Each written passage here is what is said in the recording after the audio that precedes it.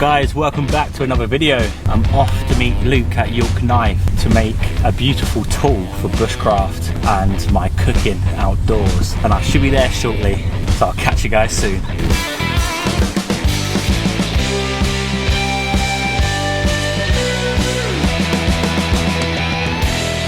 It's good to see you again, mate. Good to see you. Yeah. So today, guys, as I mentioned at camp, I'm going to be making a knife. A good tool for bushcraft and also a bit of cooking as well. So do you want to explain again what we're going to be doing today? Yeah, so this morning we're going to take a nice big bit of steel, one I prepared earlier.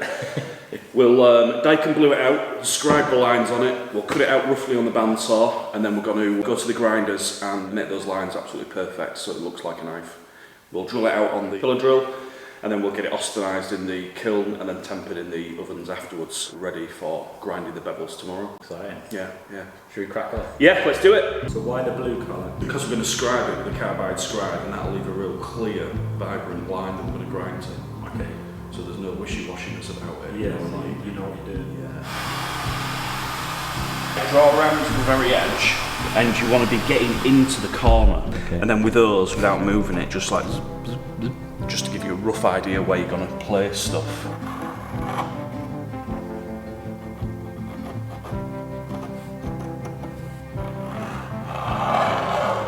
And depending on how we're going to attach your scales to the tank, that'll dictate what size holes we'll drill. So now we're just going to cut that off, make it nice and easy, and I'll show you on there the kind of pressure and everything that you're going to need. Yeah. So we need to be careful on that with it being there bladed.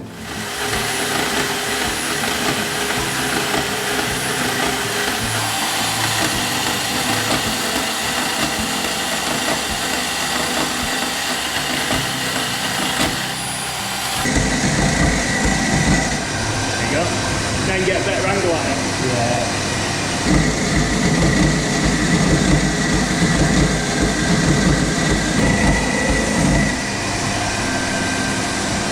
What you need to be mindful of is when it comes off, you know, you're going to have pressure and you don't want to go into the blade, so just go nice and gentle, there's no rush, we're not in a hurry to be anywhere, you know what I mean? Yeah.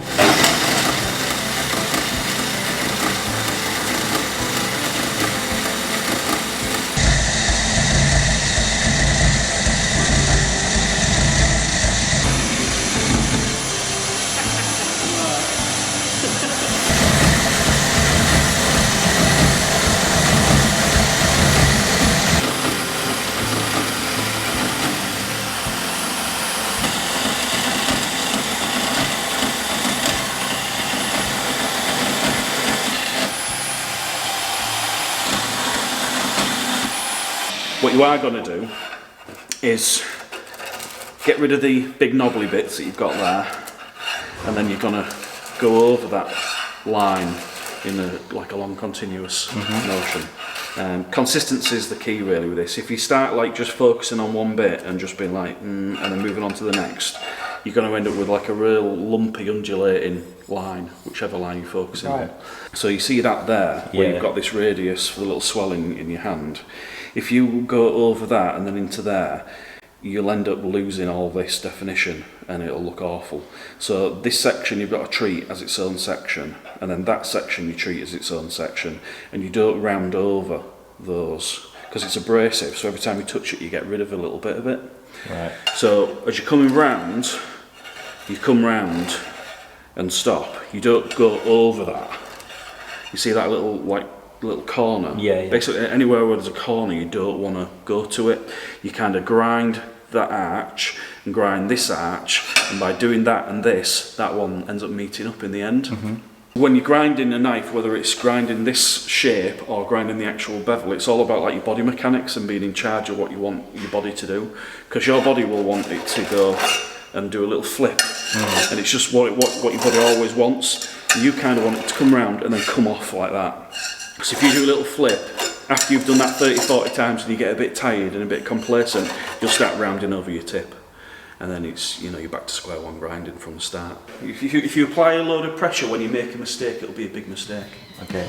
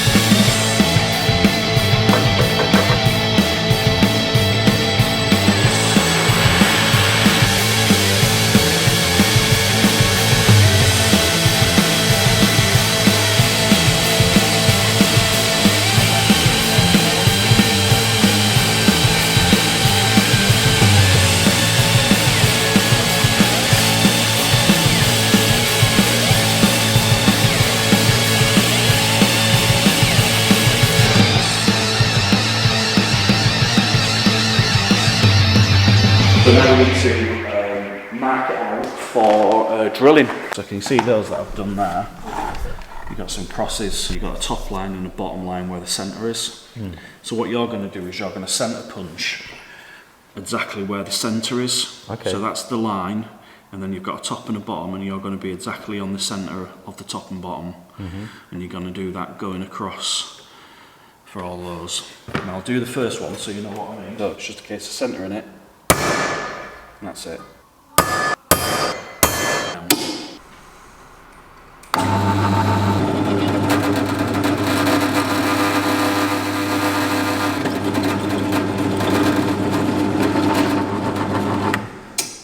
These ones are all going to get drilled out to 8mm. Alright, so now we'll put a 6mm in.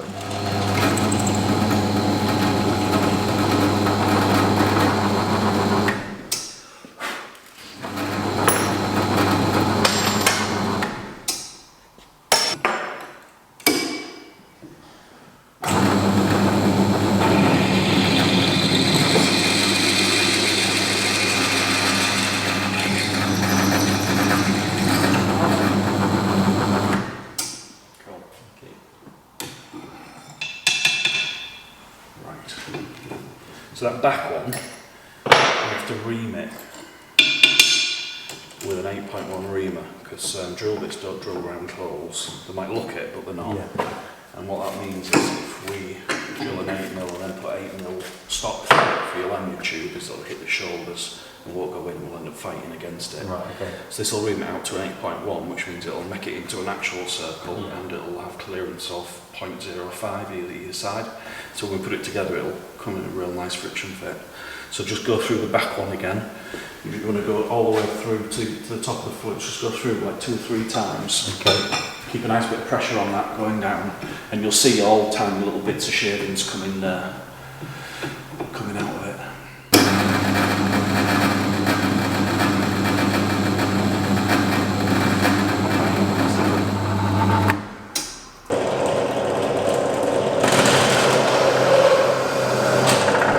So I'll show you what you need to do on that one.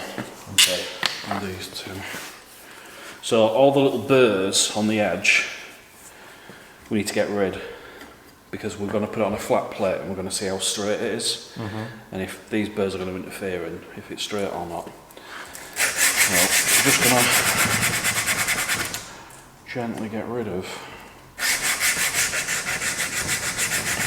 anything on the edges that might interfere.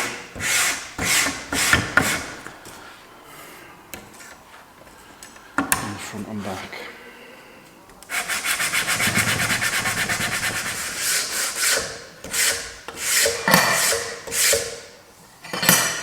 Oh yeah, you feel a difference, don't you? When yeah, it's quite obvious, isn't it? Yeah.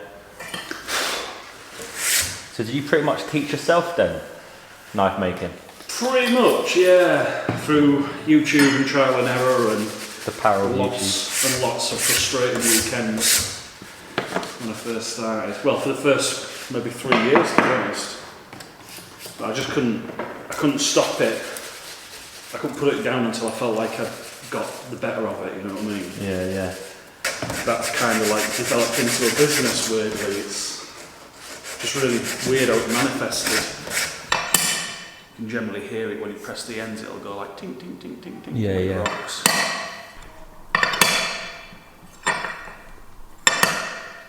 Kiln's getting up to 900 degrees now, so about where we want to be freezing. So your knife has to be heat treated in an oxygen-free environment. Right. Use this special foil to create that environment.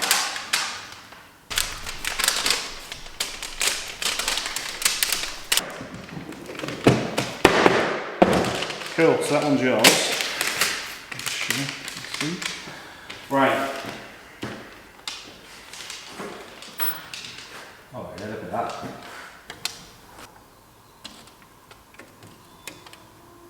Okay. That's it. Right, we'll just like that. Ramp up to temperature. So what we've done so far is we've cut out the knives, we've profiled them, ground them, drilled them, We've wrapped them in foil because Josh is doing ABL stainless steel, so they need to be heat treated in a oxygen-free environment, so go in there. We're now in the kiln. It's at 980 degrees. It's going to ramp up to about 1060. We're going to leave them in there for 15 minutes, and we're going to plate quench them in some real thick aluminium plates. We're just about to start working on his handles. Those are going to be his liners, some nice vibrant pea green micarta liners, and we've got a lovely piece of stabilised spalted beech, so that should make a really interesting set of handles. So you need to get these completely flat so that they can super glue onto the lining material. The flatter we can get them, the better they'll look on the knife, because they'll be flatter to the tang, which means there'll be less of a unsightly like glue seam. So if you want to cut those out,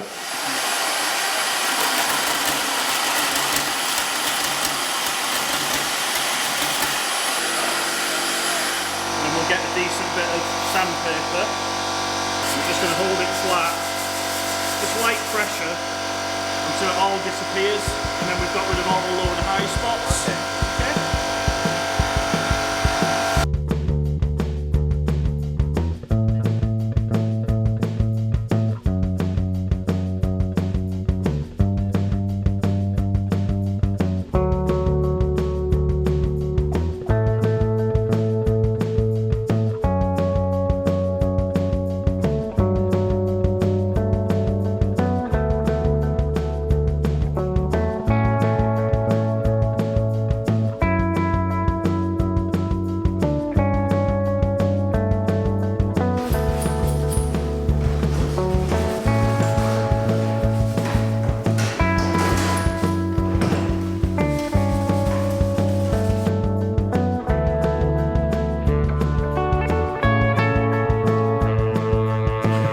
Okay.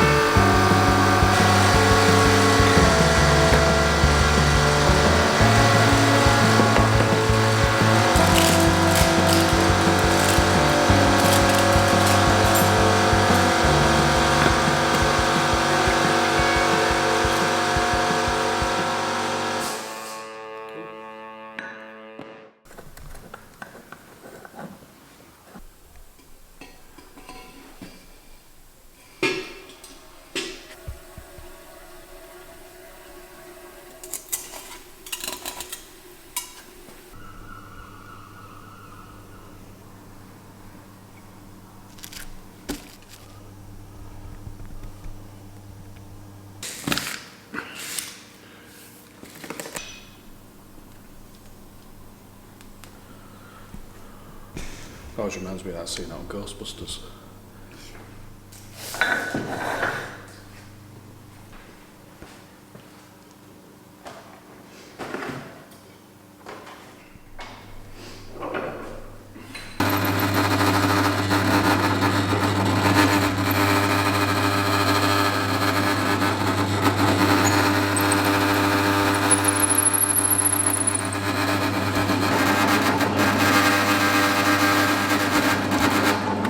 So we're just getting a guideline to cut off the excess timber and just bring it into the profile of a tang.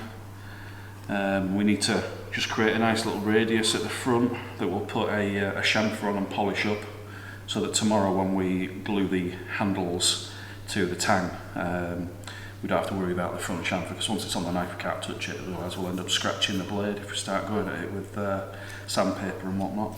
And you're gonna, you see this bit here, where that line is, you're gonna cut a chunk of that off, get it nice and flat over on the grinder.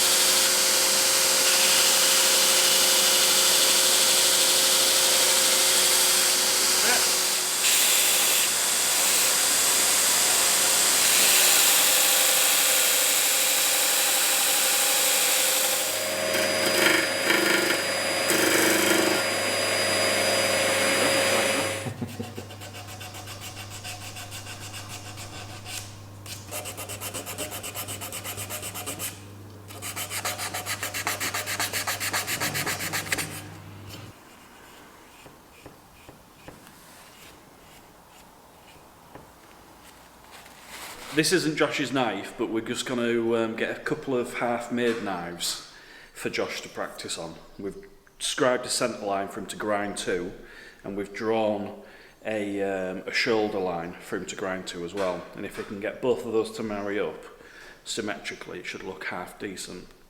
But it's his first one, so it's going to be rubbish, isn't it? Cheers, the second one will be better, and the third one will be great, and the one that he'll do tomorrow will be fantastic, I'm sure. Cheers for the support, mate. When I get the middle towards that belly, that's when I'm putting just a slight kink on there, and then I'm pulling off. I'm not dragging it all the way to the very edge and then coming off at the last second, because you're just going to have an accident there. Because you're going to drag this across maybe 1,000 times today. Right. You know what I mean? And you just end up getting hypnotised by it. What, each side? Yeah, easy. If you think how many times you're going to drag it across, it's going to be an insane amount. I mean, I've not been boring enough to count it yet, but it's going to be a lot. A lot. Not, and I mean more than a couple of hundred. So flat, across, little kink, only a couple of degrees, pull it back. So you practice that movement, and then we'll...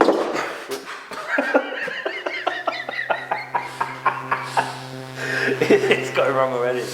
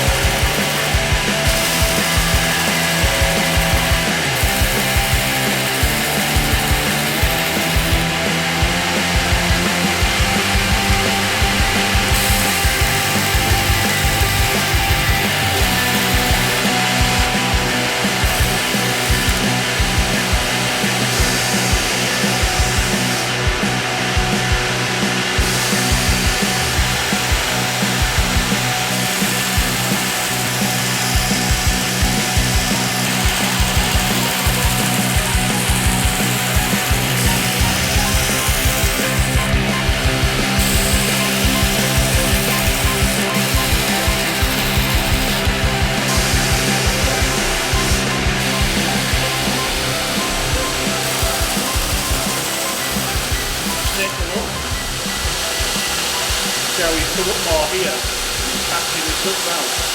So, yeah, could you see that was deeper there? Yeah, so this is catching it up. Right, that's us done for the day.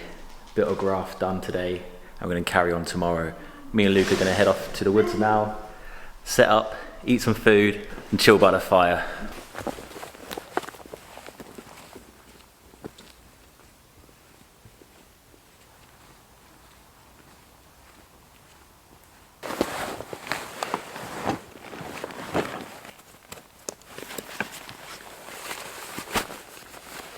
So I've returned back to the misty woods, camped out here last night, and had a full day in the workshop with Luke, which was a lot of fun.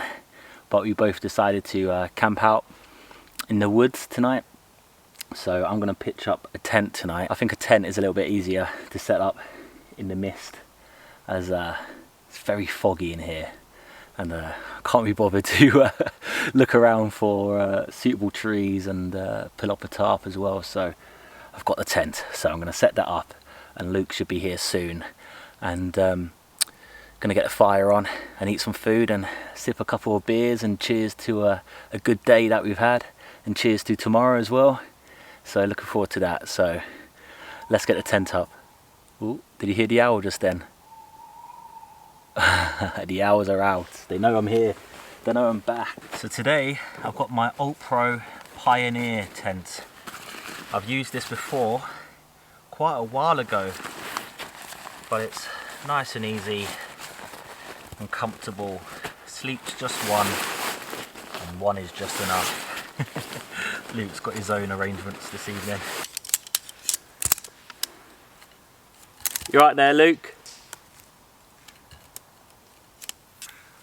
You right, mate?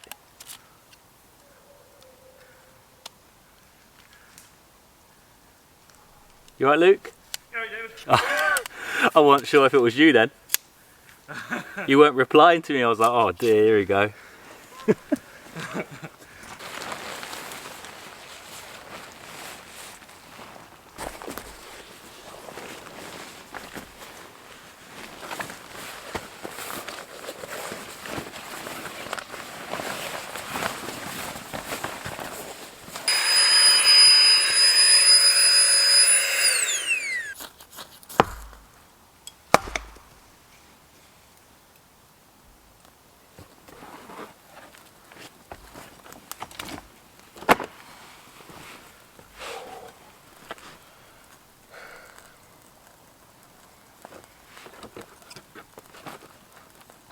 Mate, I've got your tank.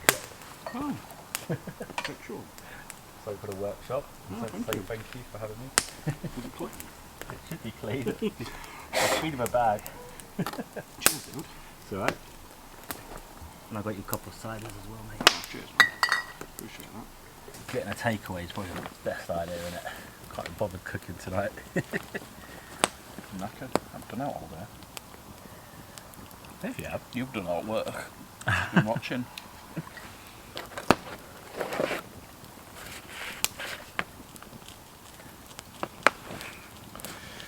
Yeah.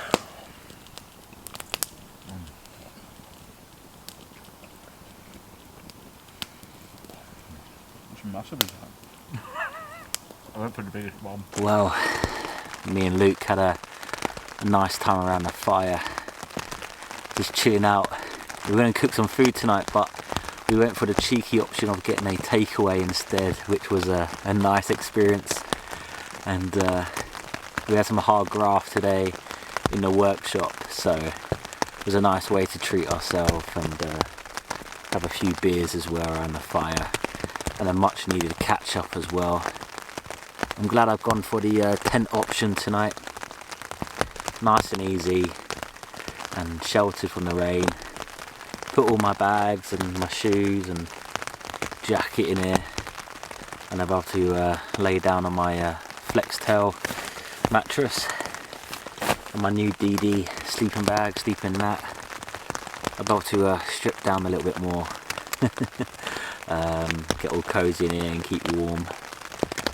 Last night I slept pretty much in my trousers and my jumper. I was super warm in that sleeping bag. During the night I had to unzip it, but I might have to keep it all the way up if I'm taking some layers off and yeah, getting nice and relaxed. So I'm going to get in my sleeping bag now, and I'll catch you guys in a bit and check in, but yeah, I'll see you guys soon.